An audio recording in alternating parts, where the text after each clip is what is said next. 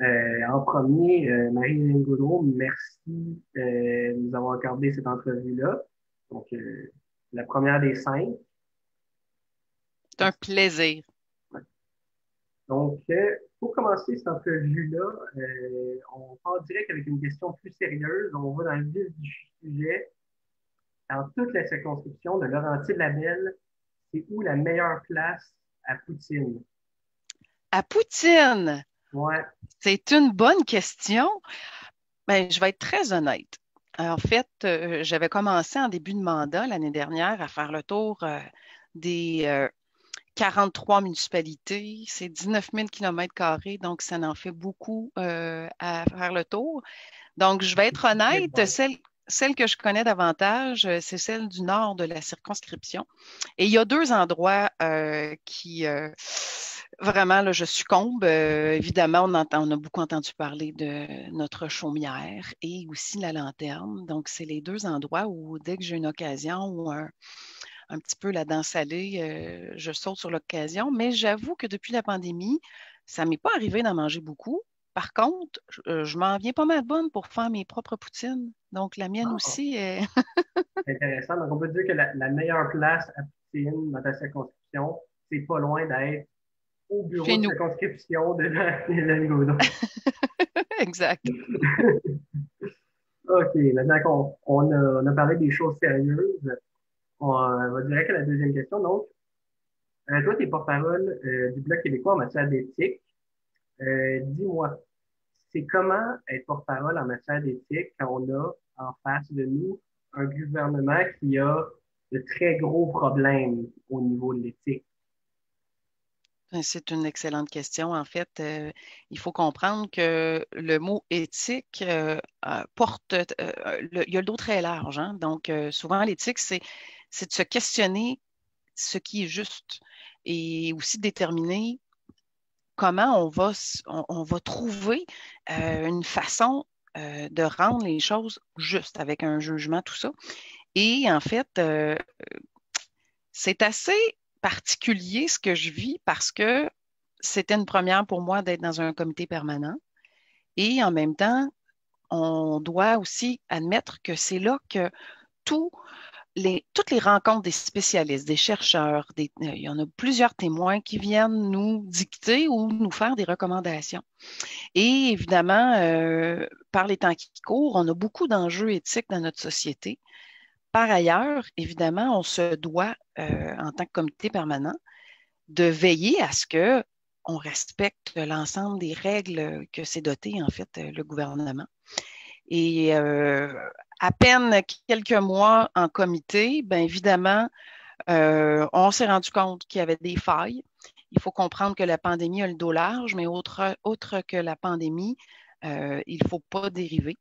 Donc, ce qui n'est pas évident, c'est que c'est une fédération énorme et que tout ce que nous faisons, en fait, c'est pour le Québec, ce qui est bon pour le Québec.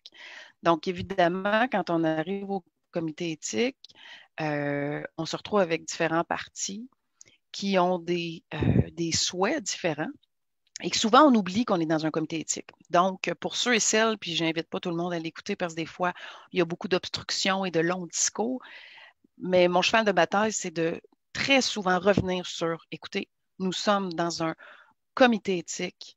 Il est important qu'on doit faire la lumière lorsque nos principaux modèles, qui sont entre autres le premier ministre et les ministres, doivent être les exemples. Donc, c'est notre devoir de faire la lumière. Pourquoi? Parce que c'est notre argent. C'est l'argent des contribuables. Donc, et je fais souvent le parallèle en disant quand on commence dans l'environnement d'élus en tant que tel, on a des règles à respecter en termes de conflit d'intérêts, tout ça. Et c'est important pour moi de les connaître. Et nos règles, ils sont très strictes, puis on se doit, autrement, on se doit de les respecter, autrement, on est en faute. Et on peut même jusqu'à perdre notre titre de député. Alors pour moi, où c'est difficile d'accepter et de comprendre, c'est que lorsqu'on n'est plus à défaut de quelques centaines de dollars de non-divulgation, par exemple, on arrive à presque des millions. Et ça, c'est peut-être pour ça qu'on entend un peu plus parler qu'à l'habitude sur tout ce qu'on veut apporter pour donner de la lumière, parce que c'est beau d'avoir trouvé des solutions pour contrer la pandémie, mais il ne faut jamais oublier que c'est justement dans un moment de crise qu'il faut être encore plus vigilant. Donc, c'est pas facile. Je t'avouerai, comme nouvelle députée, qui a des valeurs profondes sur justement le respect des droits humains et un regard sur l'éthique. Je me dois, en fait, de continuer à aller jusqu'au bout, même lorsque des fois ça passe énormément de temps et on se dit, on va-tu y arriver? Et c'est pour ça que cet été, je n'ai pas chômé. On a passé l'été jusqu'à la prorogation à tenter de faire la lumière sur We Charity. Et à chaque fois qu'on avait des éléments supplémentaires venant de nos témoins, là, on se rendait compte qu'il fallait aller jusqu'au bout. Et malheureusement, il est arrivé ce qui est arrivé, une prorogation. Ça fait en sorte que tout tombe, toutes les motions qu'on avait mis de l'avant, qui étaient parfois en deuxième lecture, où on souhaitait qu'ils arrivent. Hein. Il y a des gens qui auraient besoin, entre autres, des prestations d'assurance maladie grave. Et ça fait plus de 10 ans qu'on c'est notre cheval de bataille, puis on y arrivait. Et ça, ce 6 semaines-là a fait en sorte que il y a peut-être un signe que justement notre retour, on doit continuer à faire la lumière. Et c'est pour ça qu'on entend beaucoup parler et qu'on continue aujourd'hui. OK, OK. C'est très, très intéressant. Ouais, j'ai appris beaucoup là-dedans. Donc, on passe à la troisième question. On sait que tu es aussi porte-parole du Bloc québécois en matière de vivre ensemble, en plus d'être la présidente du caucus des femmes du Bloc. Explique-moi, qu'est-ce qu'il faudrait faire pour rendre le monde politique plus représentatif et plus égalitaire? Dans le fond, comment on met fin au boys club, comme dirait Pauline Marois en politique? Oui. Est-ce que tu as lu sa biographie à Pauline Marois, j'imagine? Je l'ai commandé, elle s'en vient, mais je l'ai pas, ben, nécessairement, elle n'est pas arrivée, donc je l'ai pas commencé, mais j'ai très hâte, moi, personnellement, de la commencer. Tu vas la dévorer, j'en suis convaincue. Et d'ailleurs, je l'achève et ça m'a permis de mettre en perspective parce que, bon, je suis un peu plus âgée que toi, mais j'étais quand même toute jeune lorsque Pauline Marois a embarqué profondément dans l'arène politique. Et ça m'amène à me dire comment se fait-il que c'est aujourd'hui, bientôt 44 ans, que j'ai osé. Et quand on parle de parité puis qu'on parle de l'espace des femmes, ben d'abord et avant tout, il faut souvent démystifier c'est quoi le rôle, dans le fond, d'un élu, mais aussi d'avoir l'opportunité de connaître on s'embarque dans quoi. Et sache que il y a plus de 10 ans, j'ai eu le plaisir et le bonheur de connaître un peu plus ce qui se passait de l'intérieur parce que j'étais attachée politique de Joanne Deschamps, qui a été plus de 7 ans notre députée dans Laurentides-de-la-Belle. Et le fait qu'une femme me demande dans le fond, mon aide pour être ses yeux et ses oreilles lorsqu'elle devait vaquer à son rôle de parlementaire, qui est soi-disant passant 26 semaines par année, c'est quand même une tâche assez substantielle. Et, et c'est là que j'ai appris, en fait, qu'on se doit faire notre place. Puis faire notre place, c'est de maîtriser notre contenu, de savoir qu'est-ce qu'on veut vraiment apporter comme changement. Et moi, souvent, je fais un appel à toutes de dire, démystifions en fait quel est le rôle.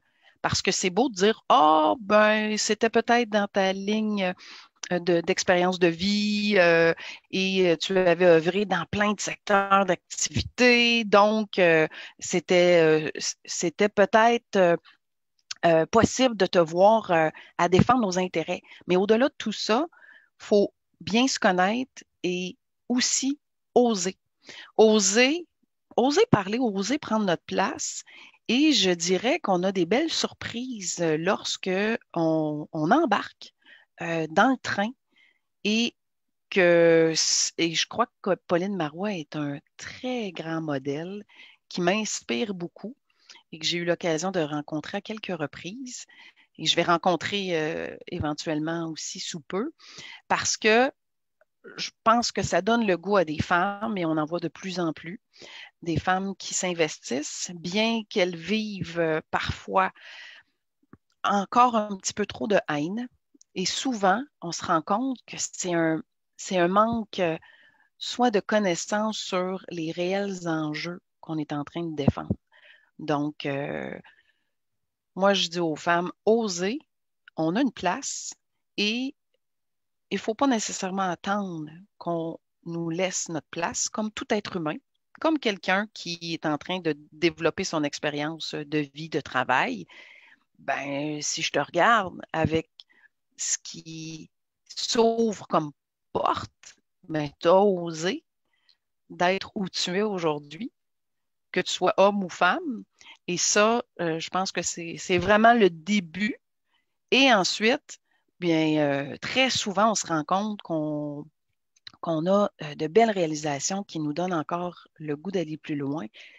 Et je n'ai pas envie de perdre mon dynamisme et mon cheval de bataille parce qu'effectivement, il faut participer le plus possible pour avoir une très bonne connaissance de qui nous sommes, mais où on veut aller et nos grands projets. C'est très inspirant. Je veux dire, moi aussi, Pauline Marois, c'est une de mes les plus grands héros politiques. C'est une femme en laquelle j'ai une énorme admiration personnellement.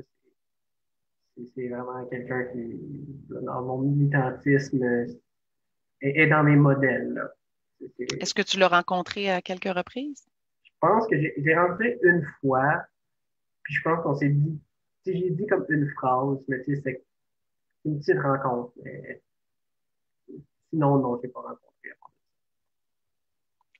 Tu vas avoir J'aimerais, l'occasion de le faire sous peu, j'aimerais, j'imagine. j'aimerais beaucoup. Mais bon, je passe à la prochaine question. Tu as déjà un peu répondu parce que c'est dans le même sujet, mais c'est un peu différent. Euh, pour toi, c'est quoi les pistes pour amener plus de femmes en politique et surtout amener plus de femmes au Bloc québécois? Ben, c'est sûr que d'emblée, si on se dote, parce que dans la vie, pour atteindre des objectifs, souvent on se dote de moyens pour s'y prendre et de moyens, ben, c'est de se dire, ben, voici, on a un objectif précis, c'est d'avoir une parité. Fait qu'à la base, lorsqu'il y a une reconnaissance, de dire, ben, on veut faire de la place et on s'attend à avoir cette diversité-là, autant de femmes que peu importe ce que le parti ou l'organisation souhaite avoir. Une fois que ça, c'est clair et accepté par tous, bien évidemment, c'est à ce moment-là que les portes s'ouvrent. Et, et lorsque cela est fait, bien, ça nous permet en fait d'oser poser notre candidature, mais en même temps, de ne pas avoir peur d'apprendre, de faire des erreurs, de poser des questions, de recorriger le tir, parce que peu importe notre âge ou notre sexe, on vit tous pour une première fois une première expérience. Donc, je crois qu'aujourd'hui, et on le vit beaucoup dans le contexte de la pandémie, où je pense aux femmes monoparentales qui ont un travail, des enfants à l'école, les enfants doivent être retirés pour un certain laps de temps. Comment on jongle avec tout ça?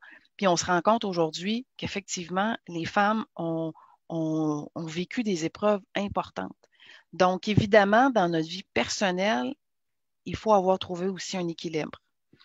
C'est sûr que j'ai le plaisir d'avoir deux grandes filles qui sont adolescentes, presque adultes, qui font en sorte que dans mon rôle de mère, j'avais envie d'investir le maximum.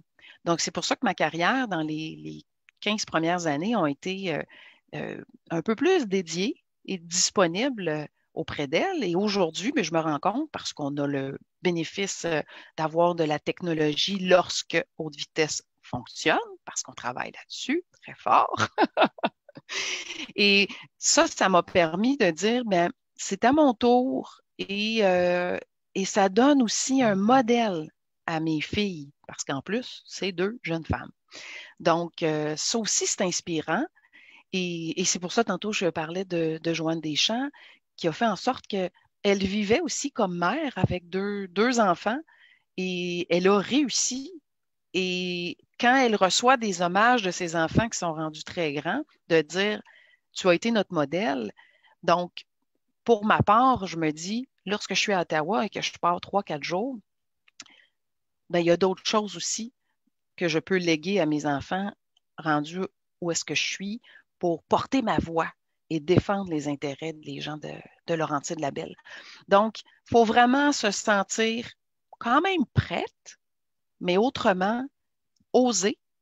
Et étonnamment, on a une grande place, puis il ne faut surtout pas se décourager, parce qu'effectivement, on peut avoir tendance à avoir soit des impressions, il faut aussi démystifier le tout. Et on a des belles surprises à ce moment-là. Hmm. Parce que d'ailleurs, je suis vice-présidente aussi du caucus du Bloc québécois.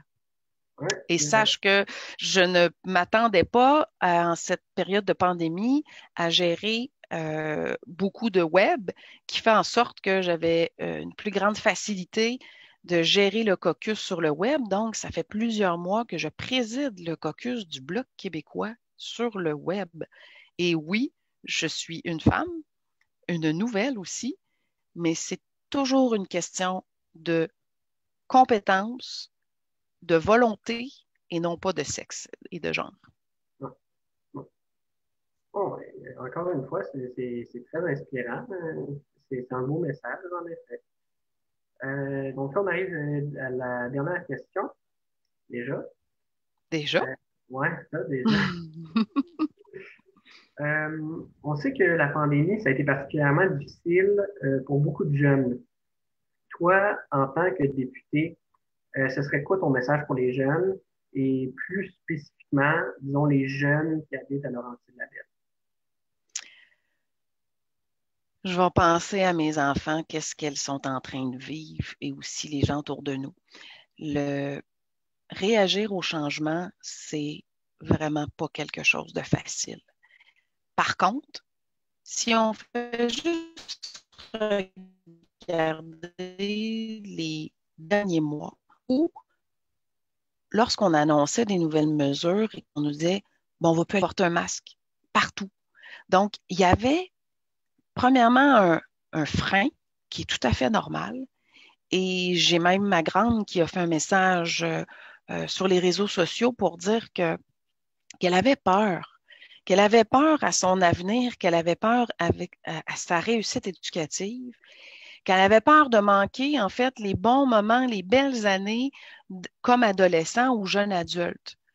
Et je n'ai pas 96 ans comme Jeannette Bertrand d'expérience de vie, mais quand on se réfère à différents enjeux qu'on a eus dans nos vies, on se rend compte que dans le fond, la mémoire est une faculté qui oublie.